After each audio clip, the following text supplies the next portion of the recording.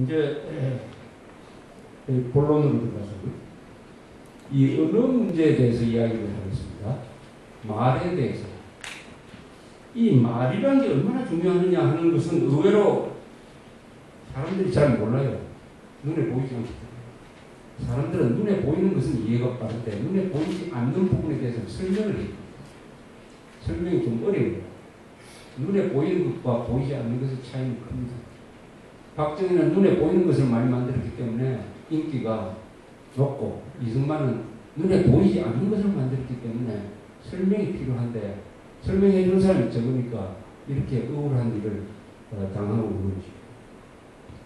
쉽게 사례를 내가 몇 가지 이야기를 드리겠습니다. 말이라는 게 얼마나 중요하냐. 유럽에 나라가 많아요. 그 유럽이 그렇게 큰 면적을 가지고 있지 않습니다. 유럽 전체 합쳐봤자 아마 미국의 반 정도 될 거예요. 면적이. 그런데 거기에 몇 개 나라가 있는지 아십니까? 49개 나라가 있습니다. 49개. 제가 오늘 여기 오기 위해서 자료를 한번 찾아봤어요. 이 49개 나라인데 말은 몇 개를 쓰느냐? 49개 나라가 대부분이 자기 나라 말이 있습니다. 자기 나라 말이 있습니다. 다만 오스트리아, 독일은 독일어를 같이 쓰니까 두 나라를 같이 쓰죠. 이런 경우를 제외하고, 또는 유럽에 가면 아주 인구가 몇만밖에 안 되는 작은 나라가 있습니다. 안도라, 불란스하고 스페인 사이에 있는 안도라, 또는 산 마리노라고 이탈리아 옆에 붙어 있습니다. 또 오스트리아하고 스위스 사이에 붙어 있는 리텐슈타인, 룩셈부르크, 이런 아주 작은 나라가 있습니다. 이런 작은 나라는 자기 나라 말이 아니고 인접국가 말을 쓰는 경우가 있습니다. 그런데 그 이외에 대부분의 나라는 자기 나라 말이 다 있어요. 슬로베니아, 전번 월드컵 때 잘한 슬로베니아는 인구가 200만 되지 않지만 슬로베니아어를 갖고 있고, 에스토니아, 리투아니아어 다 갖고 있습니다. 그래서 언어 수를 세어봤더니 40개예요. 40개. 49개 나라가 40개 언어를 사용하고 있어요. 쉽게 말하면 말이 있는 민족 집단은 뭘 만드느냐? 국가를 만듭니다. 말이 있는 자기의 고유한 언어를 가지고 있는 민족은 국가를 만듭니다. 그래서 유럽에서 더 복잡한 국경선은 산이나 바다나 강을 기준으로 그어진 게 아닙니다. 그래서 뭐냐? 말, 언어, 같은 말 쓰는 사람들끼리 모여서 하니까 옷을 이렇게 선을 딱 그으니까 여기 다 국경선이 되고 있어요. 그러니까 유럽의 국경선은 언어의 경계선입니다. 언어의 경계선. 참 이상하지 않습니까? 이 신비롭죠? 아주 신비한 이야기예요. 그러면 이 말이 도대체 뭐냐? 말이 국가를 만들었다는 이야기죠. 말이 국가를 만들었다. 왜 말 따라 국가가 만들어졌냐? 말 따라 왜 국가가 만들어졌냐? 그럼 이 말이라는 게 뭐냐? 말이라는 게 뭐냐? 말이라는 게 뭐냐 알려면 말을 안 해보면 되죠. 하루 종일 말 안 해보십시오. 어떻게 되는지. 하루 종일 말을 안 하면 뭐가 만들어지겠습니까? 아무런 생산 활동이 안 될 거예요. 말을 안 하면. 사회 활동이 안 될 겁니다. 친구가 없으니까. 아무것도 할 수가 없어요. 말을 안 하면, 말이 없으면 생산 활동도, 조직 활동도, 종교 활동도, 문학 활동도, 인간으로서의 가치 있는 일을 아무것도 할 수가 없습니다. 말이 없으면. 말이 국가이고 말이 인간이죠. 그럼 같은 말을 쓴다. 같은 말을 쓰면은 무슨 결과가 생기느냐? 같은 말을 쓰면은 뭐가 생깁니까? 서로 대화가 된다. 대화가 되면 어떻게 됩니까? 조직을 만들 수 있죠. 가장 큰 조직이 국가를 만들 수가 있습니다.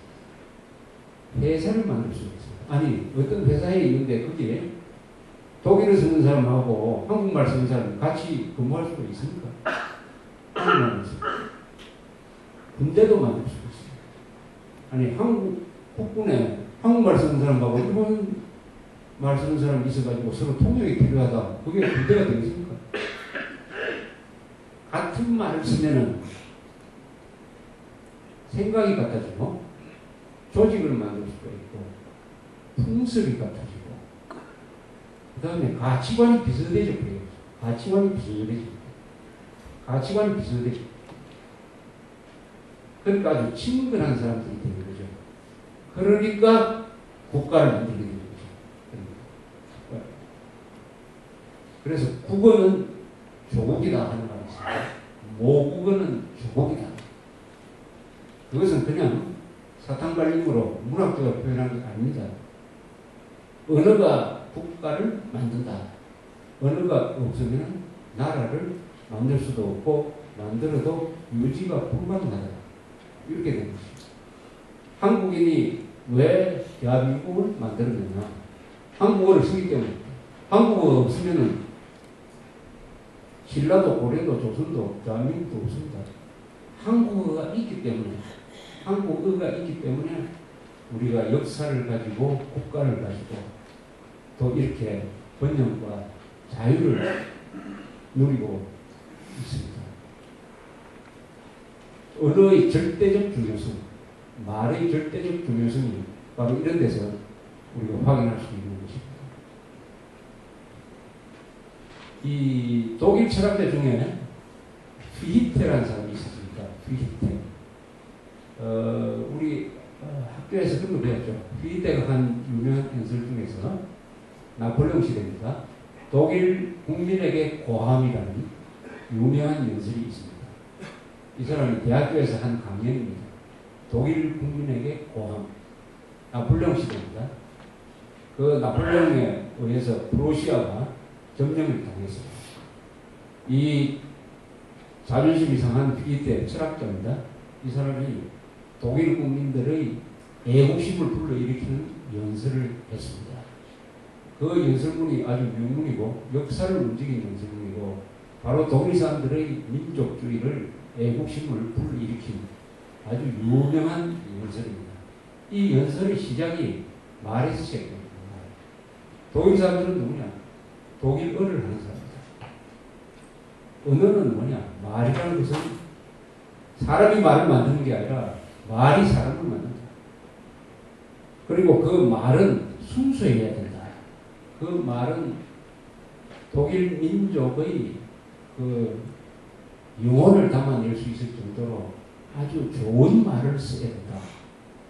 이 말을 제일 중요시해서 이야기를 했습니다. 그래서 독일이 이 통일을 해가는 과정에서 문학자들의 역할이 많습니다. 괴테라든지 슐러라든지 피히테라든지 이런 사람들이 뭘 강조를 했느냐? 독일어를 강조했습니다. 독일어를 같이 쓰는 사람. 그리고 그 독일어가 얼마나 아름답고 문학적인 말이냐. 이렇게 아주 강조를 해서 애국심을 다진 적이 있습니다. 이 참고로 49개의 이 국가가서는, 유럽 국가가서는 40개의 이 언어를 분석을 해보면은 제일 많은 언어가 이 독일 계통입니다. 15개 나라에서 독일 계통을 쓰고 있습니다. 그 다음에는 러시아어가 13개, 그 다음에 이제 라틴 계통, 이렇게 되어 있습니다. 독일어는 유럽 언어의 막 어머니라고 볼 수가 있습니다. 이 게르만족이기 때문에 이 게르만족이 로마가 무너진 뒤에 유럽 전체를 석권을 하면서 나라를 세웠기 때문에 독일어를 쓰는 나라가 이렇게 많습니다. 영어도 물론 독일어 계통입니다. 네덜란드 말도 독일어 계통입니다. 그리고 스칸디나비아 3국, 핀란드 빼고 덴마크, 노르웨이, 스웨덴 말도 독일어 계통입니다. 그쪽을 여행을 하면서 간판을 보면 독일어를 아는 사람은 대충 이해를 할 수가 있습니다. 이 유럽 세계는 로마가 무너진 다음에 게르만 쪽이 지배하는 세계가 됐다는데 그 뜻은 뭐냐? 바로 독일어 계통이 지금 세계를 끌고 가는 하나의 세력이다. 이렇게 정리를 할 수가 있습니다. 동양은 어떠냐? 동양은 나라말이 각 다르죠. 중국말이 다르고 한국말이 다르고 일본말이 다 다릅니다. 그러나 공통점이 하나 있습니다. 문자가 한자죠. 한자. 유럽에 저렇게 말이 다 다르지만 공통점이 하나 있어요. 표기 수단이 알파벳이다. 표기 수단이 A, B, C, D 이렇게 나는 알파벳이다. 러시아를 제외하고. 러시아도 변형된 알파벳으로 볼 수 있겠습니다만 알파벳이다. 이런 공통점이 있어요.